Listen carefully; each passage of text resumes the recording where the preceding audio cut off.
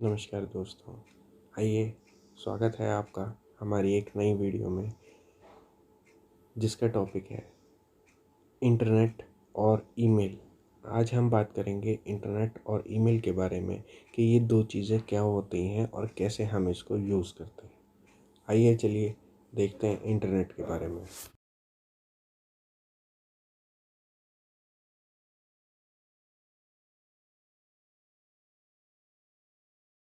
Hello मेरे दोस्तों, आइए चलिए स्टार्ट करें वीडियो। अब सबसे पहले बात करते हैं हम इंटरनेट की। इंटरनेट क्या है और उसको हम कैसे यूज़ करते हैं। देखो दोस्तों, सिंपल है, इंटरनेट कोई बड़ी बात नहीं है। इंटरनेट एक कंप्यूटर नेटवर्क के साथ कनेक्टेड है जो मिलियंस ऑफ कंप्यूटर के साथ कनेक्टेड होता है। ठीक है, जिसके बेस पे जैसे हम बात करते हैं वर्ल्ड वाइड नेटवर्क है ये एक, है ना। आज की डेट में इंटरनेट कोई मोबाइल से चलाता, कोई कैसे चलाता, तो ये एक वर्ल्ड वाइड इंटरनेट है जिसके बेस पे कम्युनिकेशन, बिजनेस के कम्युनिकेशंस होते हैं, घरों में चलता है, स्कूल में चलता है, गवर्नमेंट ऑफिस में चलता है। इंटरनेट बहुत जगह यूज़ होता है। अब दोस्तों बात करते हैं हम इसमें कि इंटरनेट कब आया और कैसे आया। अब ये कब आया, एक्सक्लूसिवली ये आया 1990s में। इसका जो था एक सर्वर जिसमें 12 million, more than 12 million computers इसके साथ जुड़े हुए थे, और ये सेम सर्विस, सेम टाइप की सर्विस ये प्रोवाइड कर रहा था। अब सबसे मोस्ट पॉपुलर इंटरनेट जो है वो आपका www है। अभी हम आगे भी पढ़ेंगे कि www क्या चीज़ है, वर्ल्ड वाइड वेब।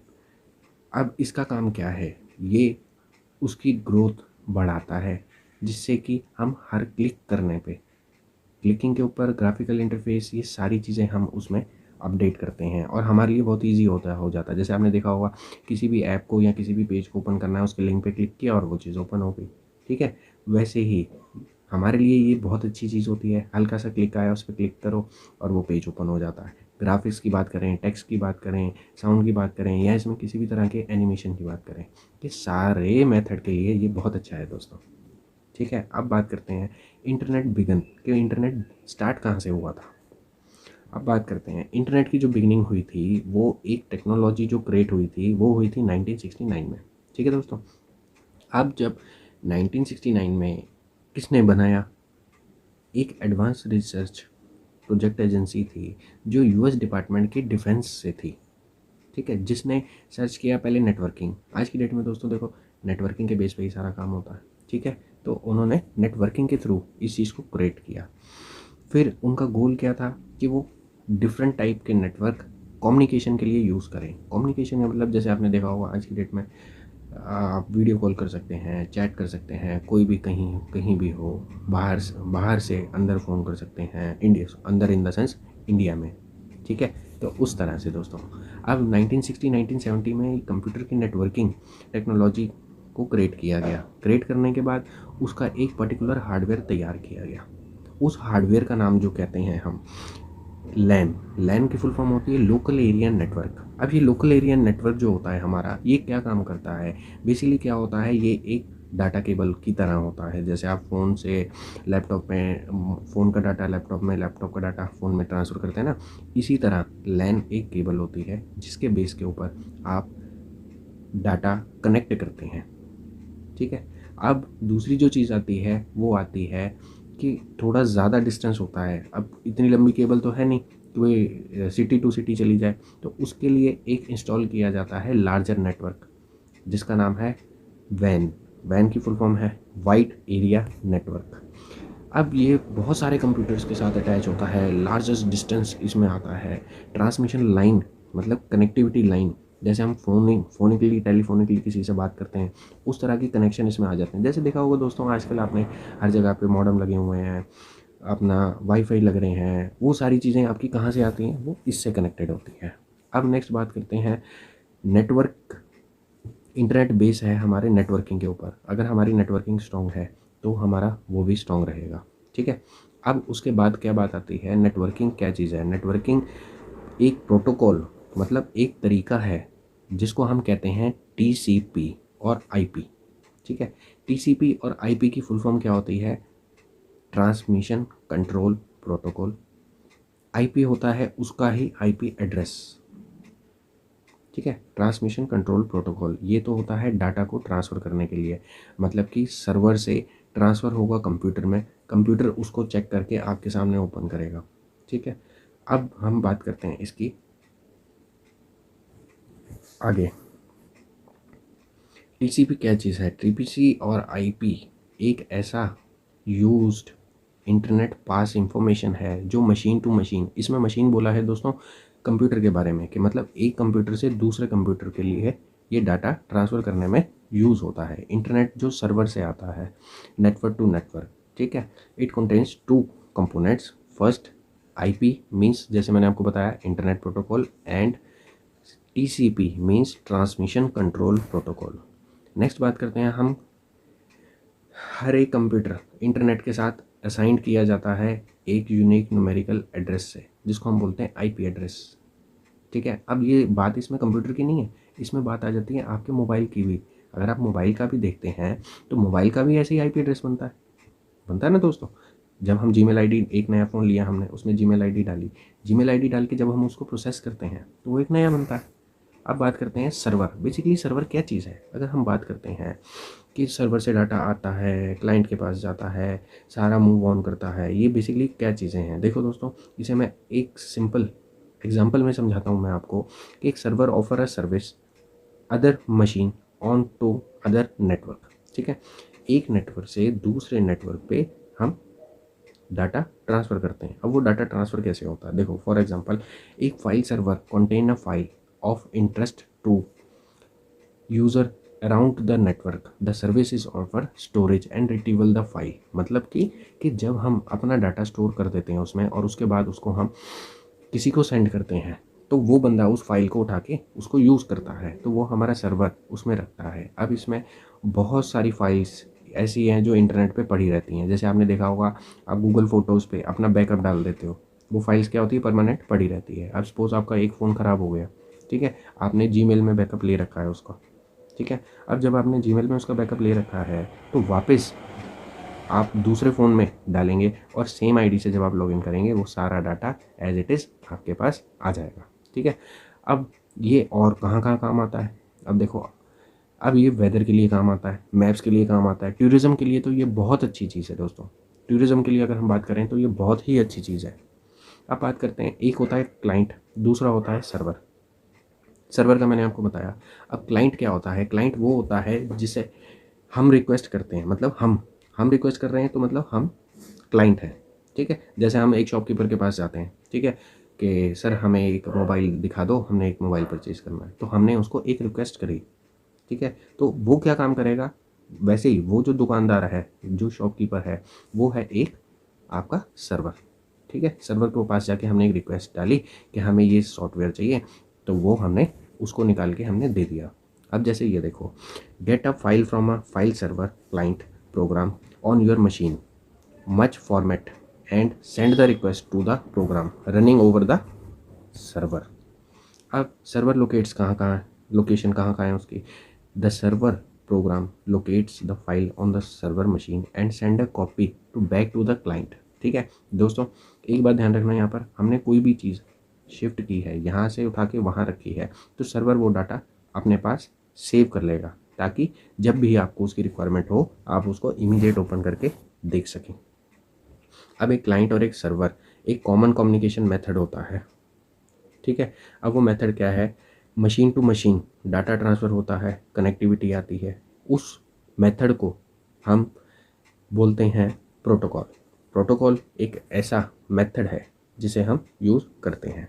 अब नेक्स्ट बात करते हैं दोस्तों, www क्या चीज़ होती है? ठीक है। www होती है वर्ल्ड वाइड वेब। ठीक है। अब ये www क्या चीज़ होती है, मैं आपको दिखाता हूँ। World wide web, the World Wide Web is the graphical interface service that provides a networks of inter-network active documents and the software to access them। ठीक है। अब बात करते हैं डॉक्यूमेंट्स कॉल्ड पेजेस। अब ये पेजेस क्या चीज़ हैं? पेजेस ओपन होंगे, text, pictures, forms, photos, animations, hyperlink, ये जो सारी चीज़ें कंबाइंड, आपने देखा होगा दोस्तों, कई जगह पे ना एक लिंक सा बनाया जाता है, कि हम उस लिंक पे क्लिक करते हैं और वो क्लिक करके या तो यूट्यूब की कोई वीडियो ओपन हो जाती है, या फिर कोई पेज ओपन हो जाता है, या किसी ने वेबसाइट बनाई हो वो ओपन हो जाती है। उसी तरह वो जो लिंक हमारे पास आता है जो ब्लू से कलर में आता है, उसको हम बोलते हैं हाइपर लिंक। ठीक है। तो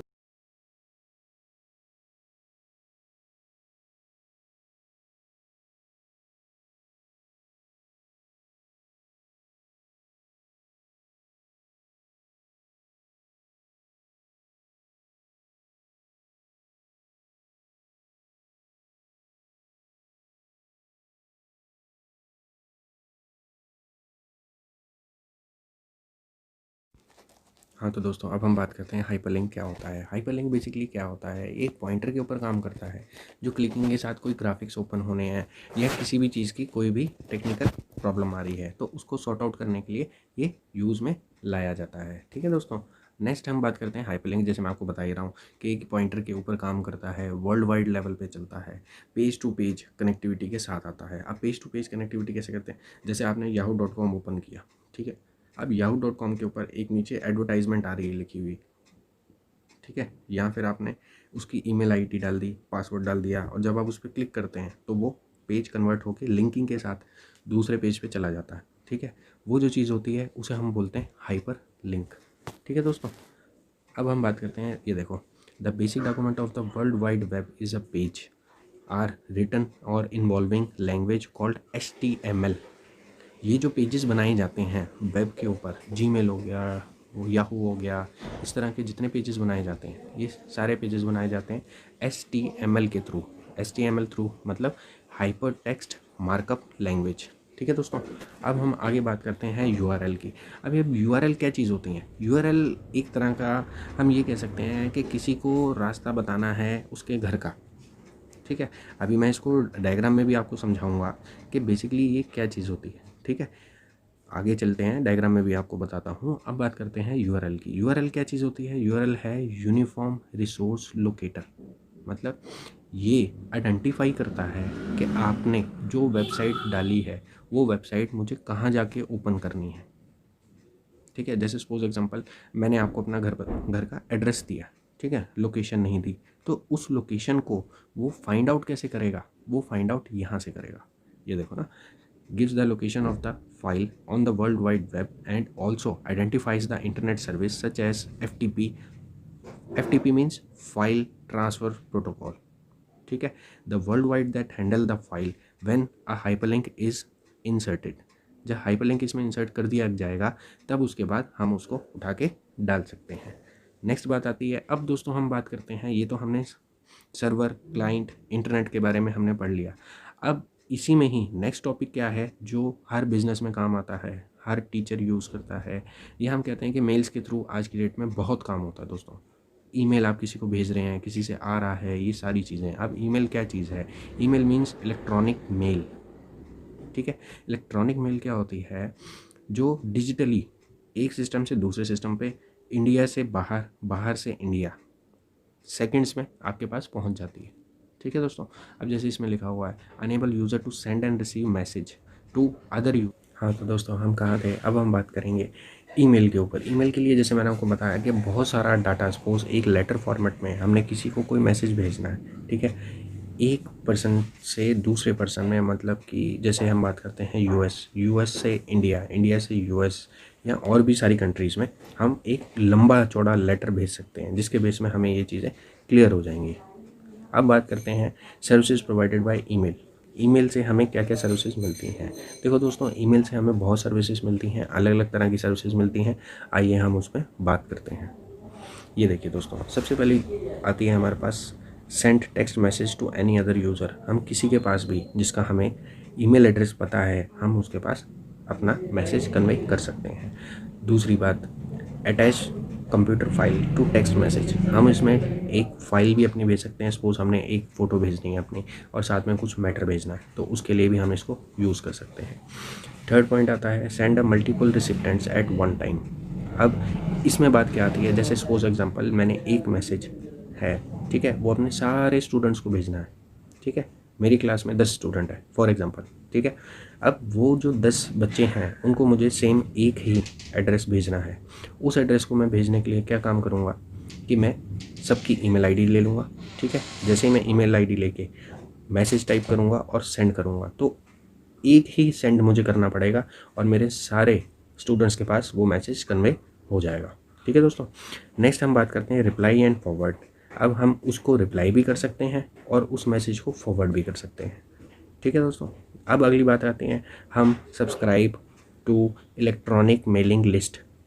हम जैसे कोई आपने देखा होगा, हमें कोई एडवर्टाइजमेंट आती है, हमें वो एडवर्टाइजमेंट इंटरेस्टिंग लगती है, ठीक है। कोई फ़ोन की आ गई, कोई लैपटॉप की आ गई, कोई किसी भी चीज़ की आ गई, कपड़ों की आ गई, तो हम क्या करते हैं उसको सब्सक्राइब कर लेते हैं। सब्सक्राइब करने से क्या होता है, जैसे मैं आपको बताता हूँ, अब मेरा चैनल सब्सक्राइब करो, ठीक है, नोटिफिकेशन बेल ऑन कर दो, तो जैसे ही मैं नई वीडियो डालूंगा वैसे ही वो आपके पास एक ब्लिंक आ जाएगा उसका कि मैंने एक नई वीडियो डाली है। उसी तरह मेलिंग में भी सब्सक्राइब का ऑप्शन होता है, आप उसे सब्सक्राइब करेंगे तो उससे रिलेटेड आपके पास जब भी कोई नई इन्फॉर्मेशन ऐड होगी वो आपके पास कन्वे हो जाएगी।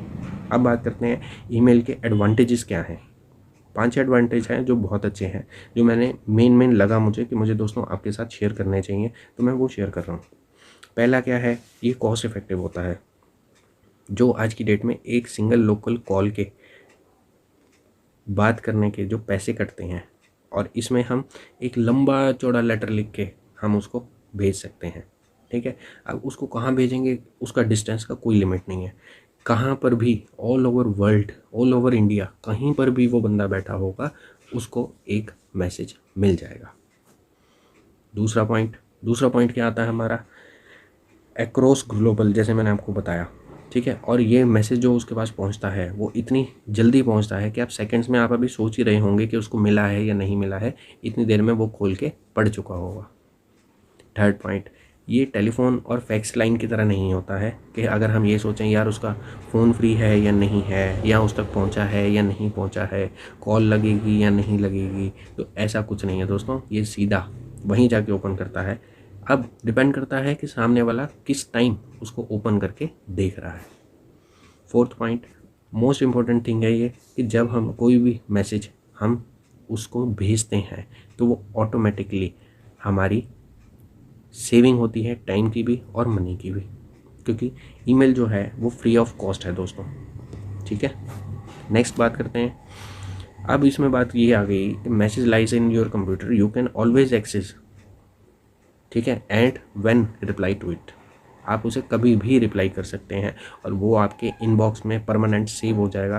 कभी भी आप उसको ओपन करके कभी भी आप उसको रिप्लाई कर सकते हैं, ठीक है दोस्तों। नेक्स्ट बात आती है हमारी, no other person can read and your letter as you only know the password on your mail box. मतलब कि जैसे हम ईमेल आईडी बनाते हैं और उसका पासवर्ड बनाते हैं, अब जब तक आप किसी को अपनी यूज़र आईडी और उसके साथ का पासवर्ड नहीं दोगे तब तक कोई भी पर्सन आपका लेटर ओपन करके रीड नहीं कर सकता। सबसे अच्छी बात मुझे इसमें ये लगी, ठीक है दोस्तों। अब इसमें बात करते हैं रिसीव एन ईमेल मैसेज। अब ईमेल मैसेज रिसीव करते हैं तो क्या होता है, सबसे पहले रिसीव कैसे करते हैं, सबसे पहले गो टू द इनबॉक्स, आप अपनी आईडी ओपन करेंगे पासवर्ड के साथ, सबसे पहले इनबॉक्स ओपन होगा, ठीक है। उसके बाद आप देखेंगे कौन कौन से मैसेज आए हैं। मैं आपका सारा इसमें आपको आगे प्रैक्टिकली बताऊंगा, ये मैं अभी सिर्फ आपको एक थ्योरेटिकल बता रहा हूँ। आगे जो वीडियोस आएंगी उसमें मैं इसे आपको प्रैक्टिकल करके दिखाऊंगा, ठीक है दोस्तों। उसके बाद हम क्या करेंगे, क्लिक करेंगे you want to read, list आ जाएगी आपके पास, कौन सा मैसेज उसमें आपको, कौन सा मेल आपको रीड करना है उसमें आप क्लिक करेंगे और वो मैसेज आप उसे रीड कर सकते हैं, ठीक है दोस्तों। Thanks for watching.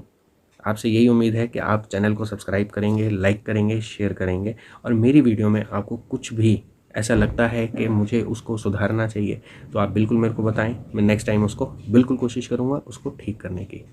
तो आज की वीडियो में इतना ही। Thanks for watching. Ram Ram दोस्तों।